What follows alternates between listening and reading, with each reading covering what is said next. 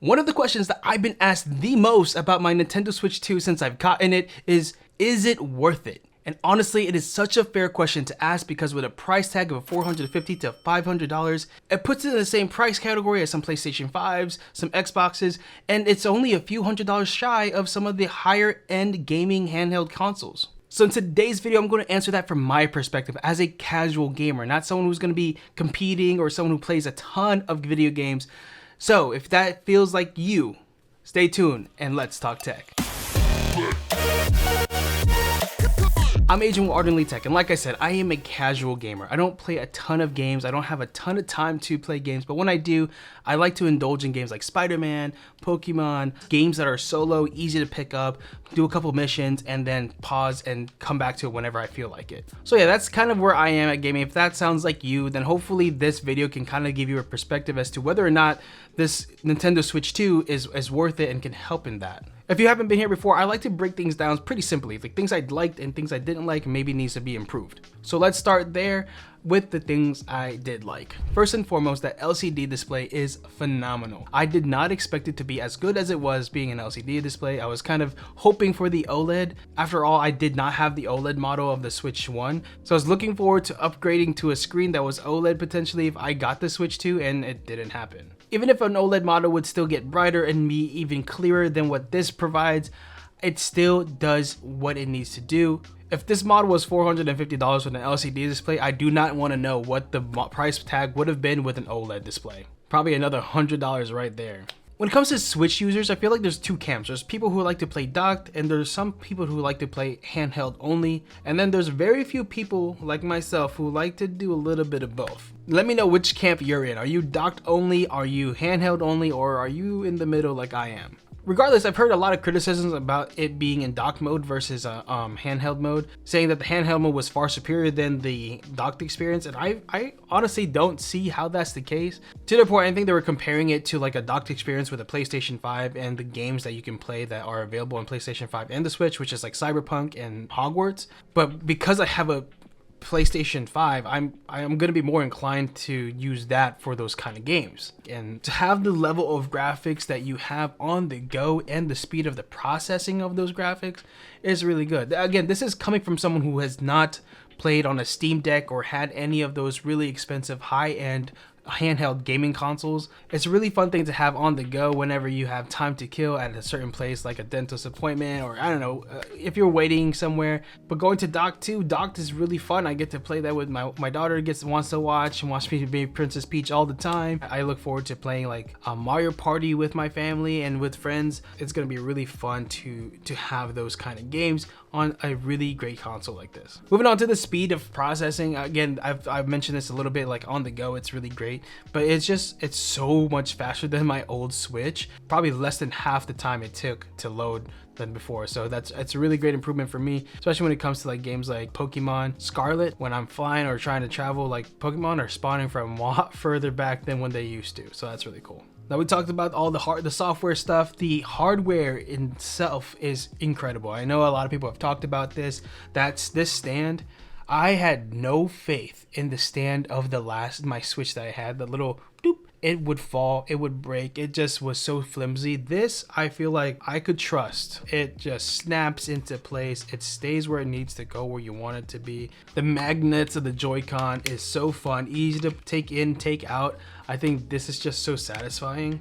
And I know, again, a lot of people have talked about this in their videos and their reviews. And speaking of the Joy-Cons, the mouse mode, I'm loving it. Okay, listen, I've heard many debates between a controller versus mouse and key, and how mouse is just OP. And I was like, I don't ever play on I'm a Mac user. I don't have any gaming experience when it comes to PC gaming outside of what I used to play on my old Windows computer growing up. But when I tell you how impressed I was with the mouse mode of this thing, I really thought it was just gonna be a gimmick. I did not think that I would like the mouse mode as much as I do.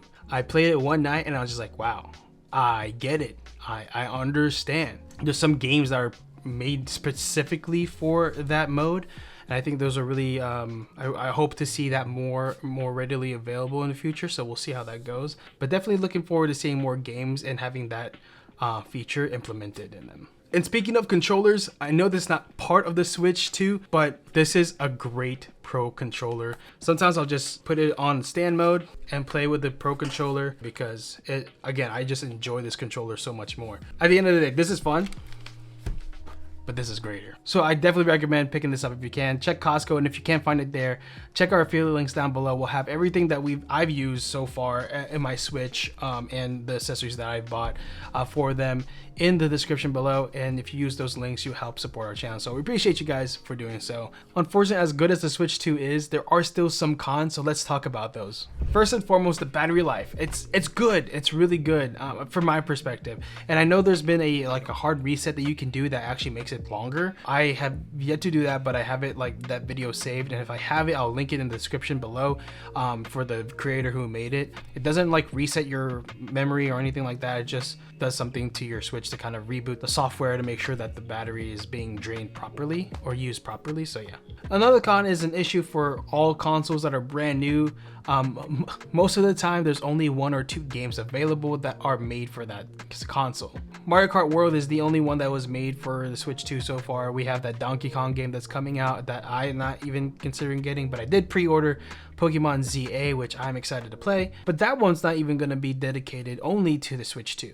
From what I understand, there have been a few games that have been, again, remodeled or reworked for the Switch 2 graphics capabilities, which is nice, but you're not getting a brand new game experience or anything that was made from the ground up with the Switch 2 graphics in mind.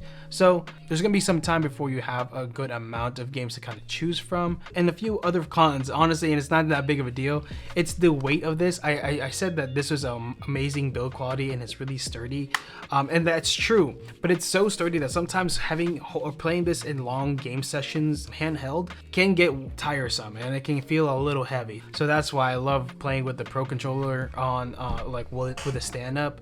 I think it's honestly one of the better ways to play it. And also the Joy-Cons, they feel great, right? But the joysticks, I know there's been some people who said that they broke it down and it's kind of similar system to the last one, and the stick drift is probable or possible. And actually I was playing the other day with a friend, and I thought, I was turning to the left. I was like, do I already have stick drift? It turns out my auto handheld steering was actually activated, but I thought, I was like, dude, there's no way. This has only been 3 weeks since I've gotten this and I already have stick drift. That's crazy. Okay, pros and cons are great, but how do I answer the question whether or not it is worth it to purchase? At the end of the day, I believe that it is, but if it's within your budget, because obviously it's a very steep price tag. But if you have a Switch already, it may not be absolutely necessary, and you can maybe wait a little bit longer for an upgrade till it goes on sale for a little bit cheaper. Again, I feel like we're going to see this around the $350, maybe at least $399 range, which would just be $400. But sometime this holiday season, sometime this year, if not early next year. At the end of the day, it depends on how much you're going to pick this up, how much time you have to play the game, and how much funds you have to put into a gaming console that if you don't even have enough time, then are you even going to pick it up and play it?